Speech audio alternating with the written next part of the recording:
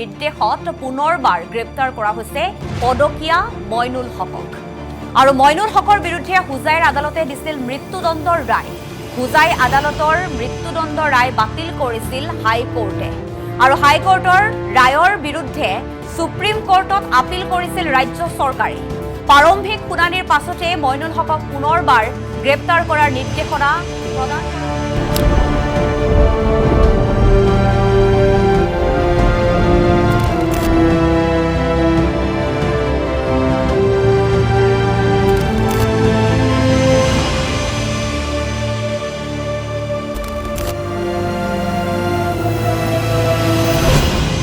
শতাংশ ভোটদান নিশ্চিত কৰক।